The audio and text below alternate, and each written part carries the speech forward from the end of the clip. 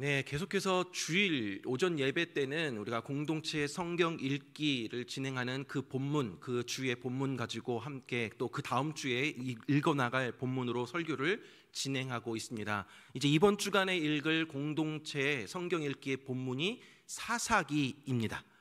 이 사사기에는 하나님 나라 백성의 실패 이야기로 가득합니다.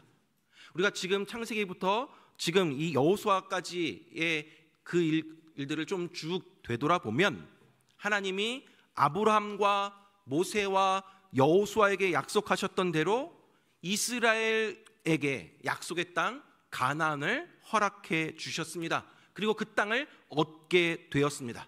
여호수아는 모세의 뒤를 이어서 이스라엘을 이끌고 요단강을 건너서 여리고성과 아이성과 그리고 가나안 족속들을 정복하고 또 각 지파에게 그 땅을 분배하는 모든 과정을 마무리하였습니다. 그리고 여호수아는 세상을 떠나는 마지막 순간까지 이스라엘 백성들에게 오직 하나님만을 섬긴 것을 다짐하게 하며 결단하게 하였습니다. 이제 이스라엘 백성들은 그 가나안 땅에서 하나님의 뜻을 따라 거룩한 제사장으로 모든 민족에게 복을 전하는 삶을 살아가기만 하면 됩니다. 그러나 약속의 땅에 정착한 이스라엘은 기대와는 다르게 타락의 길을 걸어가기 시작합니다. 이 사사기에는 영적인 악순환이 반복되어져 나오는데요, 사사기 2장에 보면 여호수아가 죽고 또 여호수아와 함께했던 장로들이 죽고 그 다음에 일어난 세대들은 여호와를 알지 못하였다라고 합니다. 이스라엘 백성들은 여호와를 믿지 않고 자기 눈에 보이는 대로 자기 마음에 내키는 대로 하면서 우상 숭배의 죄를 짓습니다. 그리하여 하나님이 진노하셔서 이방 나라들을 통해서 압제를 합니다. 이스라엘은 고통 속에 하나님께 도와달라고 살려달라고 간구를 합니다. 그럼 하나님이 사사들을 보내셔서 이스라엘 백성들을 구원해 주십니다. 그렇게 평안의 시기를 잘 보내다가 등 따시고 배부르게 되니까 이스라엘 백성들은 더욱더 타락하여 다른 신을 섬기며 또 절하며 패악한 길을 가게 됩니다. 이러한 내용들이 사사기에 영적인 이런 악순환들이 7번이나 반복되어져 나옵니다. 이처럼 사사시대는 이스라엘 역사 가운데 가장 영적으로 암흑의 시대, 암울한 시대였습니다. 결국 사사기를 한마디로 정리하면 우리가 마지막 읽었던 사사기의 마지막 장 마지막 절 21장 25절 말씀처럼 이렇게 나와 있습니다. 사사기 21장 25절, 그때에 이스라엘의 왕이 없으므로 사람이 각기 자기의 소견에 옳은 대로 행하였더라 라고 결론을 짓게 됩니다.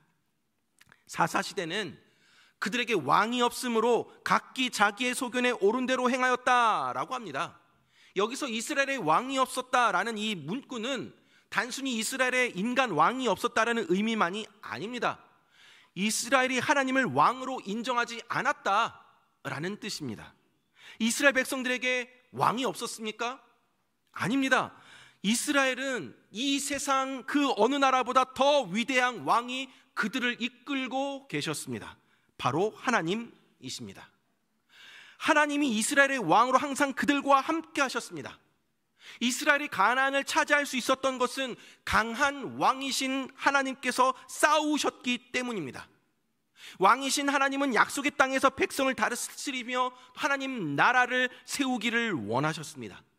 하지만 이스라엘 백성들은 그것을 깨닫지 못하고 하나님을 왕으로 모시기를 거부했습니다. 오히려 자기의 소견에 옳은 대로 바알을 섬기고 음행하였습니다. 여호수아는 이스라엘 사람들 다 모아놓고 그의 마지막 유언으로 가나안 땅에서 구별된 삶을 살라고 오직 여호와만을 섬기라고 당부하였습니다.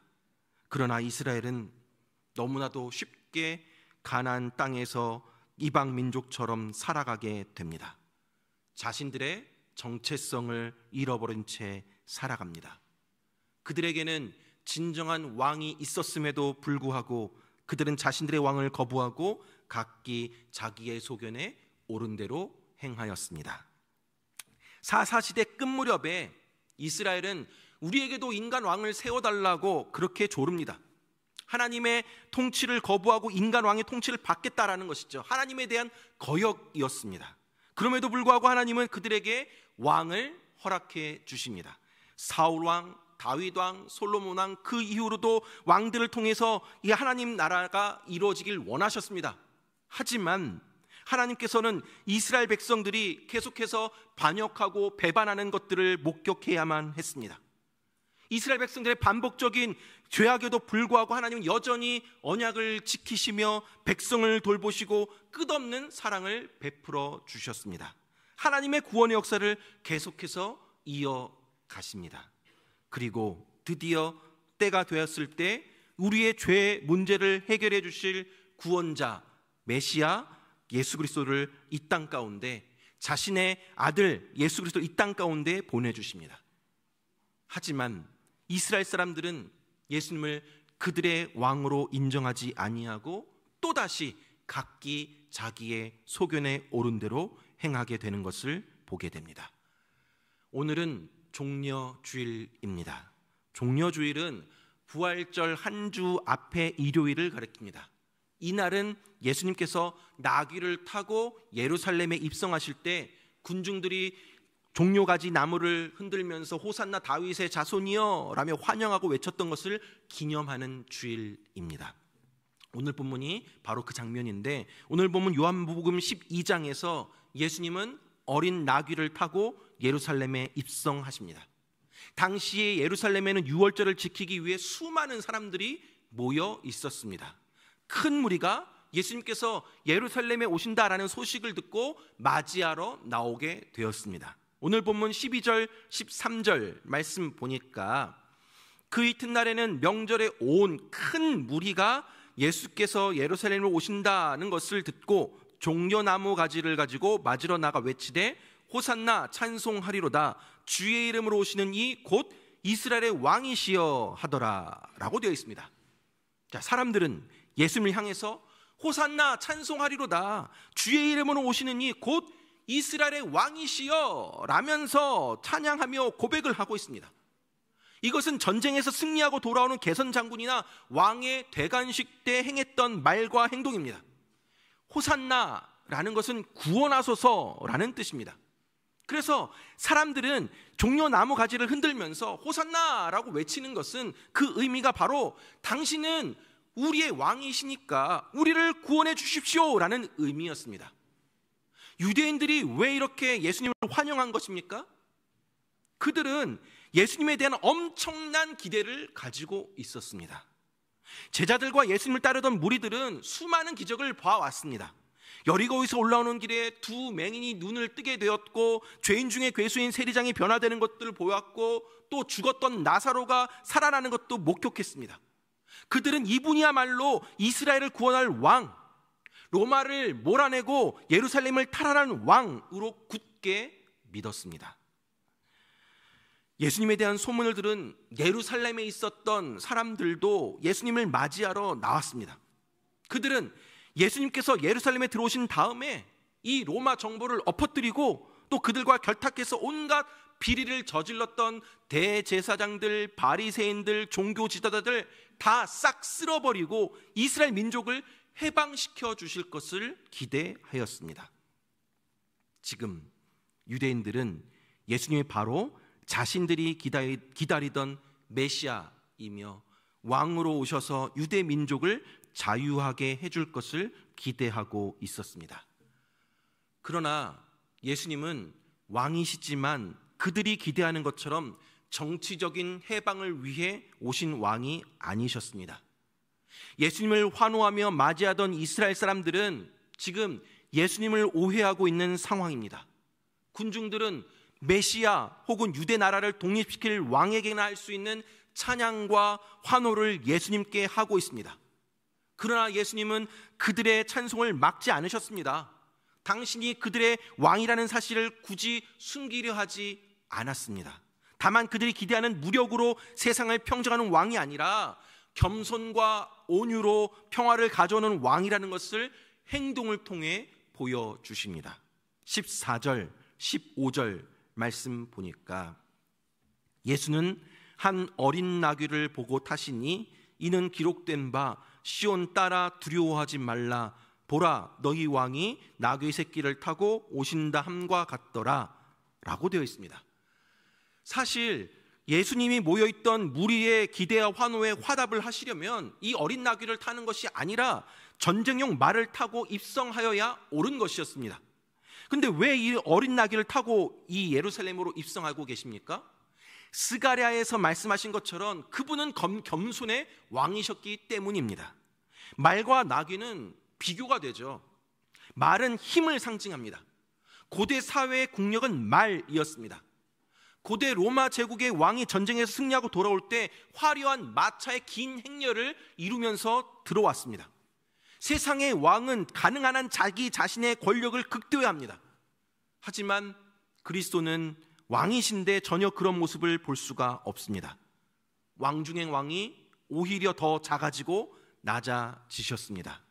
이사야서 53장 2절 말씀에 보면 그는 주 앞에서 자라나기를 연한 순 같고 마른 땅에서 나온 뿌리 같아서 고운 모양도 없고 풍채도 없은즉 우리가 보기에 흠모할 만한 아름다운 것이 없도다 라고 합니다. 그리스도는 인간적인 모습으로 보면 메시아 같지가 않습니다. 너무도 볼품없는 모습입니다. 흠모할 모습이 없습니다. 그리스도는 자신의 힘을 완전히 빼신 모습입니다. 완전히 낮아지신 모습입니다. 예수님이 나귀를 타셨다라는 것은 그들의 환호를 받으시며 동시에 자신은 그들이 기대하는 왕이 아니다라는 것을 표현하고 있는 것입니다. 당시의 무리들도 제자들도 예수님이 왜 나귀를 타고 입성하는지 알지 못했습니다. 예수님께서 나귀를 타고 예루살렘에 입성하신 사건이 구약에서 선포되었던 평화의 메시아에 대한 예언 성취다라는 것을 알지 못하였습니다. 이 모든 것을 알게 된 것은 예수님께서 영광 받으신 후에, 즉 예수님이 부활하시고 승천하신 후였습니다.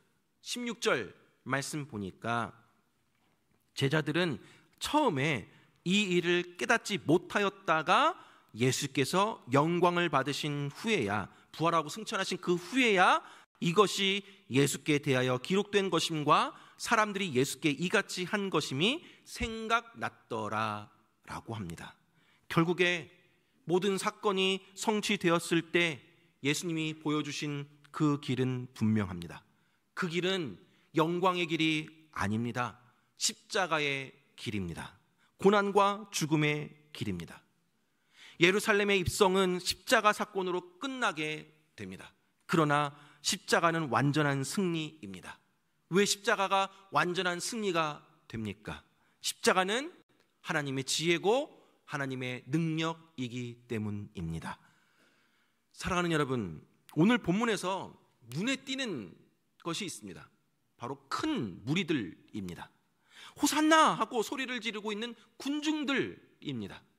이 군중들이 지금 예수님을 향하여서 호산나 다윗의 자손이여 하고 환영하고 있지만 이제 불과 닷새 후에 이 사람들이 예수를 십자가에 못 박으라고 외치게 되는 군중들로 바뀌게 됩니다. 왜 그렇게 되었습니까? 이 사람들은 예수님께서 로마 병정들에게 붙잡히셨지만 분명히 기적을 보이시면서 그 로마 병정들 다 물리치고 로마의 압제로부터 우리들을 구원해 주실 것을 기대하고 있었습니다. 그런데 그들은 로마 병정 앞에서 너무나도 무력하였던 예수님의 모습을 보게 됩니다. 더군다나 대제사장들이 이 군중들에게 예수님이 하나님을 모독한다고 거짓말로 미혹합니다. 그러자 군중들은 예수님께 기대했던 것들이 무너지는 순간 너무나도 실망하게 되었고 그 실망은 곧 분노로 바뀌기 시작합니다. 저럴 줄 몰랐는데 너무 비참하고 초라하게 잡히셔서 아무것도 하지 아니하시고 죽게 되시니까 너무 실망스러운 것입니다.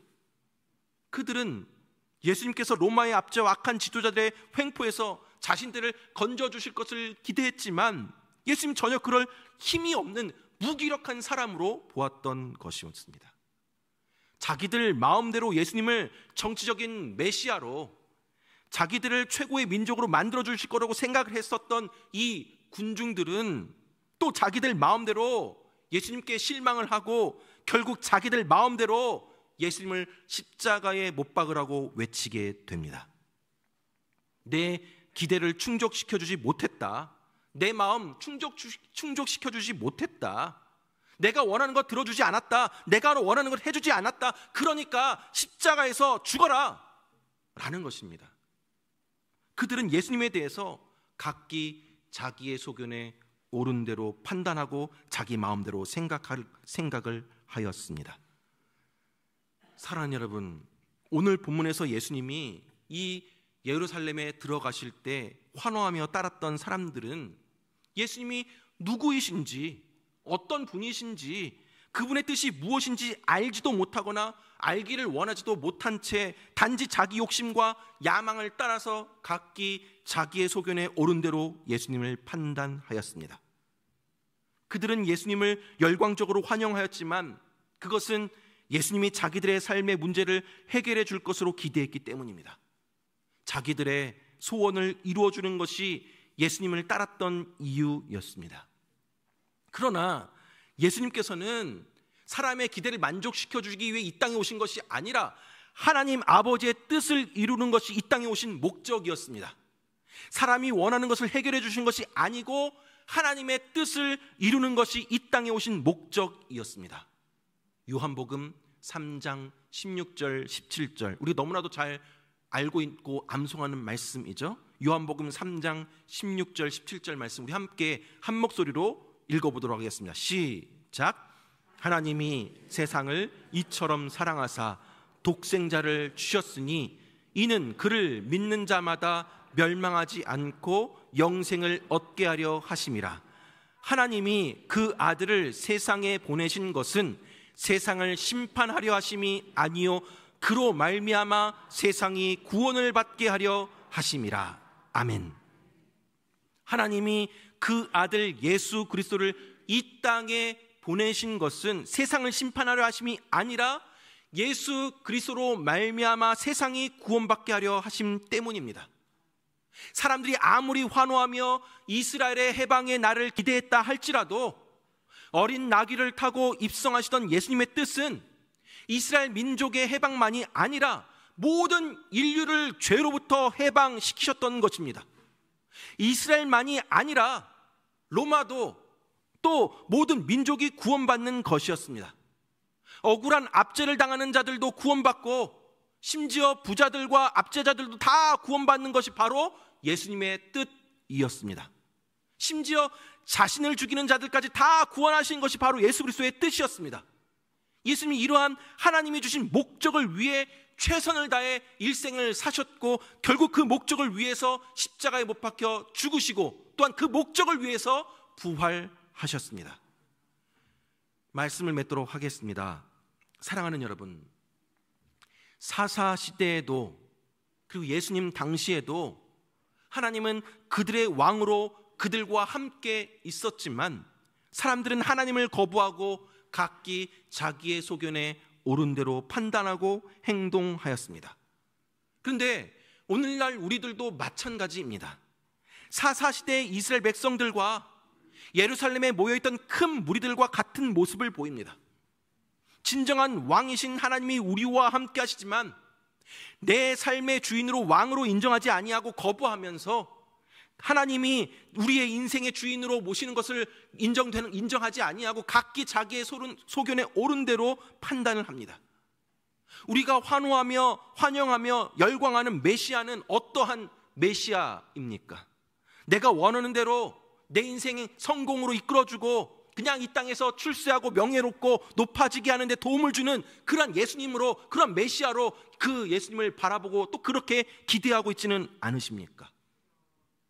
십자가의 길, 고난의 길, 낮아지는 길, 존귀, 영광, 모든 권세, 그 길을 얻는 것을 회피하고 그저 멸시천대 십자가는 주님이 지고 가셨으니까 나는 화려한 것만, 나는 세상 부귀 명예와 권세만, 나는 그것들을 원한다라고 그렇게 외치며 메시아하며 환호하고 환영하고 기대하고 있지는 않으십니까? 사실 예수님을 안 믿는 분들이야 예수님에 대해서 잘못 생각하는 거 당연합니다. 그런데 문제는 교회 밖에서 예수님 안 믿는 분들이 아니라 교회를 다니고 예배도 드리고 다 참여하는 사람들, 예수님 믿는다고 하는 사람들 가운데서도 예수님을 잘못 이해하고 있는 경우가 많이 있다는 것입니다. 예수님이 누구이신지 제대로 알지 못한 채, 예수님의 뜻이 무엇인지 알지도 못한 채 예수님의 뜻은 관심도 없고 그냥 교회 다니고 예배 드리고 참석하는 것, 그런 사람들이 많이 있다는 거죠. 예수님을 환영했던 무리처럼 호산나 찬송하면서 열정을 다해 나아가지만 내가 원하는 것들 이루기 위한 열정으로 나아갈 때도 있다는 거죠. 주님을 위해 열정 다한다고 말은 하는데 사실은 내 영광과 내 만족과 이기적인 목적을 위한 열정일 가능성이 얼마든지 있다라는 것입니다. 여러분, 스스로를 점검해 보시기 바랍니다. 사랑하는 여러분, 우리 역시 예수님을 제대로 알지 못하면 각기 자기의 소견에 옳은 대로 생각하여서 그저 내 유익과 만족을 위한 수단으로만 예수님을 바라보게 됩니다. 우리도 호산나 다윗의 자손이여 환호하다가 금방 예수님 십자가에 못 박으라고 외치게 되는 군중들과 같이 되어 버립니다.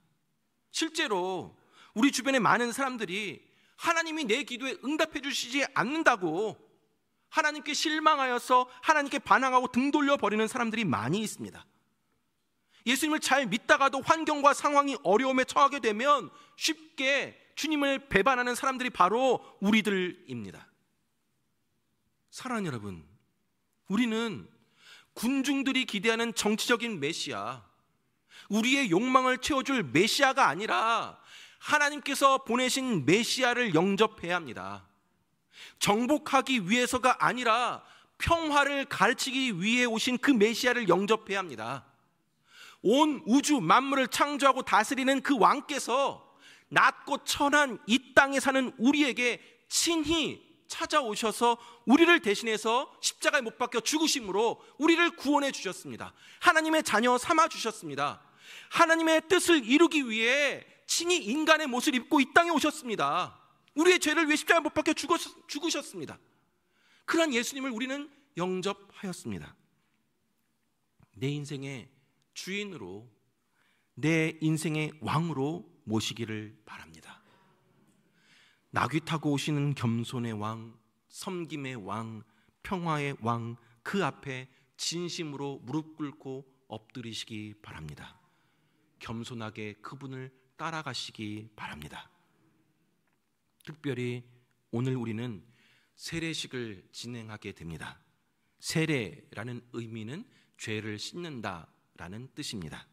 그래서 세례를 받는다라는 것은 죄인인 내가 하나님의 은혜로 말미암아 죄 사함을 받고 그리스도와 연합되었다는 것을 나타내는 것입니다. 오늘 세례를 받으시는 분뿐만 아니라 여기 계신 모든 성도님들, 오늘 이 세례식을 통해서 허물 많고 죄 많은 나를 위해 평화의 왕, 겸손의 왕으로 이 땅에 오셔서 친히 십자가에 못 박혀 죽으시고 나의 죄를 씻겨주시고 하나님의 자녀 삼아주신 예수 그리스도의 그 사랑과 은혜를 되새겨 보시기 바랍니다. 아울러 겸손과 평화의 왕으로 이 세상에 오신 만왕의 왕 예수님을 나의 삶의 주인으로 모시고 그분이 가신 그 길 함께 걸어가며 낮아지며 섬기며 나아가는 저와 여러분들 되길 주님의 이름으로